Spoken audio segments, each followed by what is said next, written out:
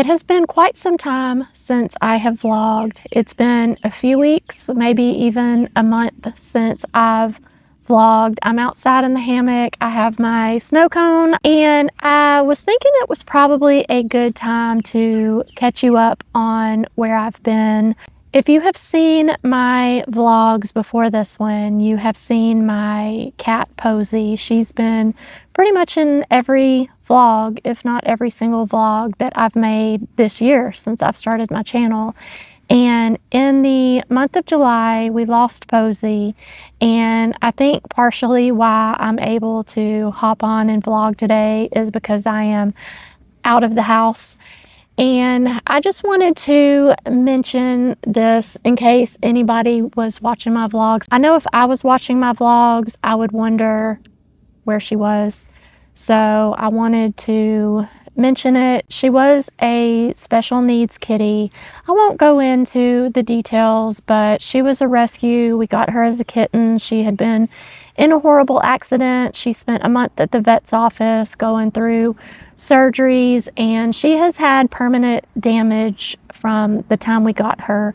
So I'm trying to focus on the fact that I did get to have her for 6 years, but it's very hard. There's obviously a hole in the house because she was a cuddle bug, and she was my partner in crime in these vlogs. So I haven't really been in the mood to read, and I definitely haven't been in the mood to vlog. So I wanted to mention where I've been and why she's not in my vlogs anymore.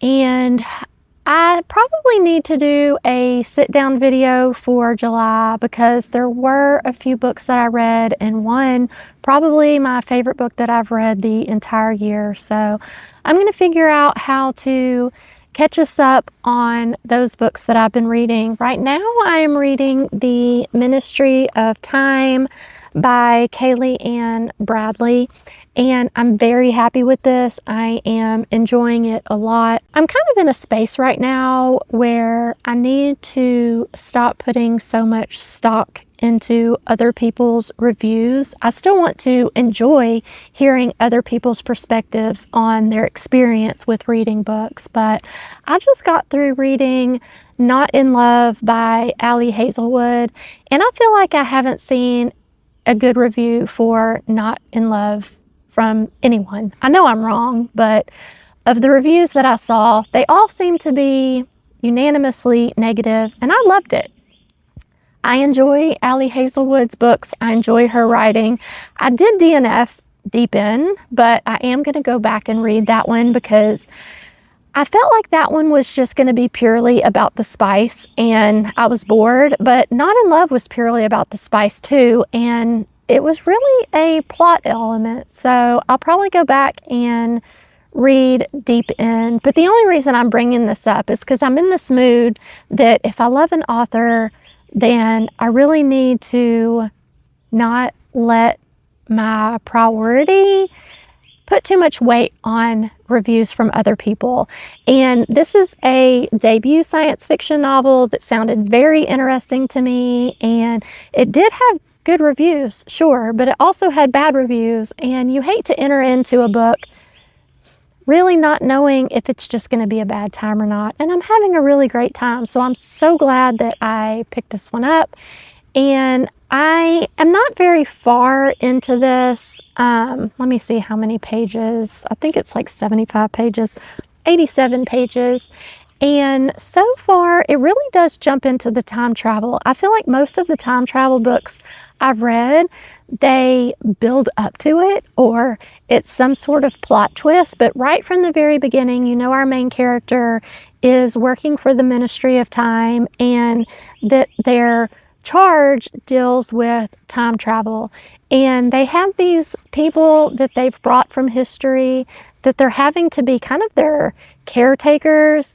And like I said, I'm not very far into it, so I'm not sure what's gonna happen from here, but I'm very invested and I'm enjoying it. So I'm gonna spend some time in the hammock. I'm going to read this for a while, and I'll give you another update once I am further into this. And I'm so glad to be back, and I'm so glad that you're here. I do want to give a shout out to Tracy at Nordic Light, because she recently went through something extremely similar, and I hate to bond over something so tragic, but she has been in my mind lately, and she has a video for books that were helping her through her grief. So I'm going to leave a link to that below in case you're curious. And that is all I have for now. I'm just glad that you're here. Thank you. It has been several weeks since I was out here last filming, and I really wanted to talk about it, but every time that I do, I start to cry. So I'm just going to leave it at that I have not been reading or vlogging. The only thing I've read is about 90 pages of problematic summer romance, and I think I read those pages the same day that I vlogged last. So today I am going to try to finish reading this. I couldn't even remember what I was reading the last time I gave you an update. I did see my copy of the Ministry of Time, so I know that's what I'm reading. I'm not sure I'll jump back into this in this vlog. I'm so sorry if you are waiting for an update on that. I might wind up reading it, but today I'm just going to try to read this and ease myself back into vlogging. If you're still here, thank you so much. I cannot express to you how much I appreciate you being here after I've been gone for, I don't know, is it like 2 months now? It's been quite a while. So thank you so much for being here, and let's do some reading today. I almost forgot I wanted to show you what my American Beauty Berry looks like now. I'm going to go ahead and insert some footage of what it has looked like through the beginning of summer.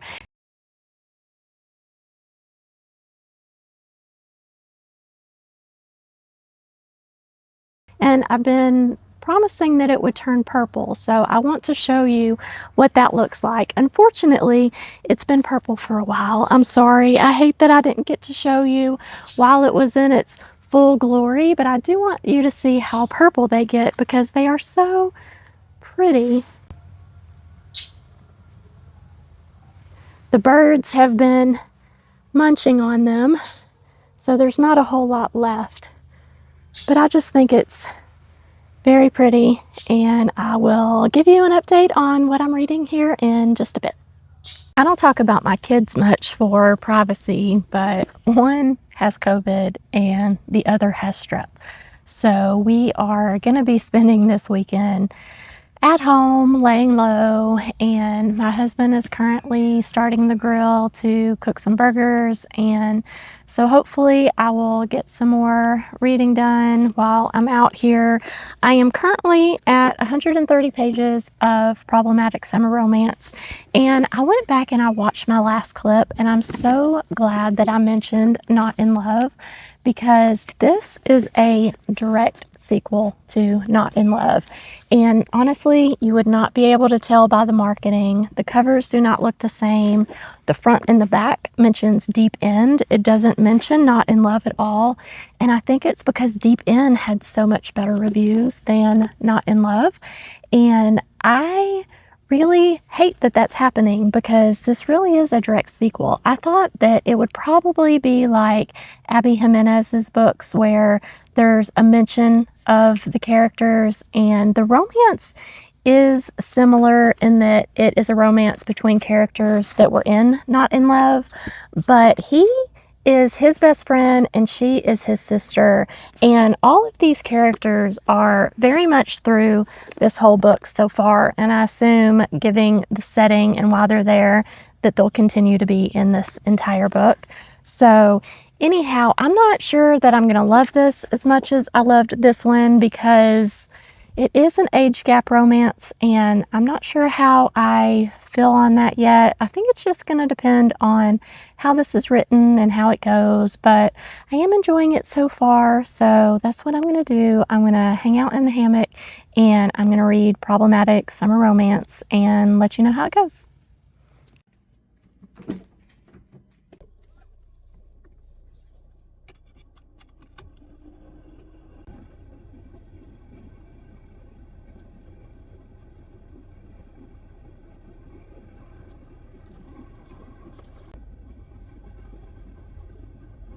microphone died, so I hope you can hear me. This is turning into a bit of a week in the life vlog. My husband, who went to the store to get all the things we needed for the turkey burgers, forgot to get hamburger buns. So I am now at the store grabbing buns and a couple of things while I'm here. Okay, super small haul. I got some buns, and my child who has COVID, his mouse broke and he can't do a whole lot but play on his computer right now. So I got him a mouse, and I am heading back home, and burgers will probably be ready, so I will eat, and then we'll see if I can ever get to this book. So let's talk about Problematic Summer Romance in case you are wanting to read it, because Not in Love is a very spicy book, and I can understand why some people would want to read Problematic Summer Romance instead of starting with Not in Love, because there's not really a lot of spice in Problematic Summer Romance so far. So if you don't enjoy spice, there really is a lot of it in Not in Love. But like I mentioned earlier, it is part of the plot, and I did enjoy the growth in the relationship, and I enjoyed the dynamic of the couple. And this one is a lot different, so you could start with this one without starting with Not in Love.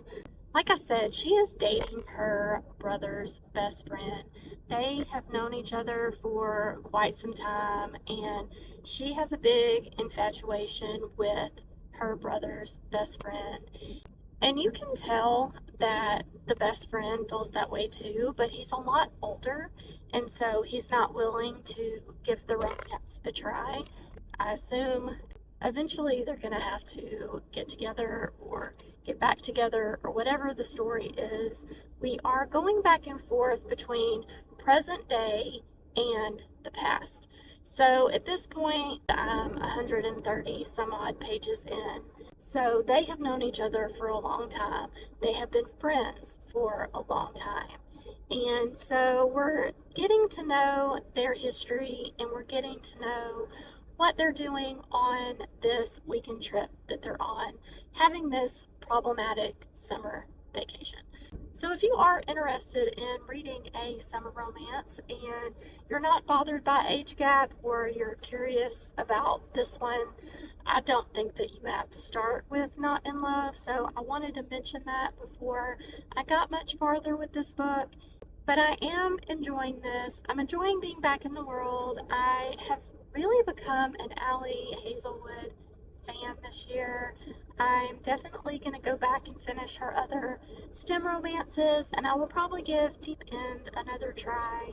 So I am anxious to get back to reading this one and seeing how this one stacks up, and I will let you know how the age gap goes for me and how I enjoy the book overall.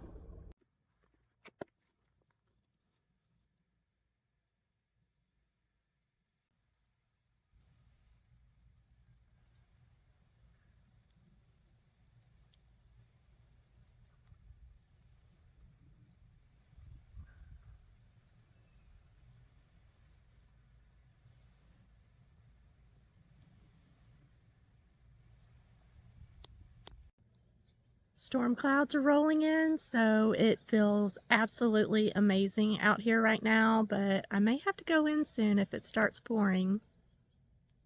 Okay, the wind is crazy and the storm is starting, so I'm gonna pack up and head in. I don't know if you can tell that it's raining. It's not raining really hard, but definitely hard enough to not be able to stay in the hammock. And we are still cooling the barbecue pit off, so it is under the awning of the patio. I guess that's what you call it, where it hangs over the patio. So I'm going to still be reading outside, and my son just came outside and told me how awesome his new mouse is, so that's fun. Okay, Mom. Okay, what?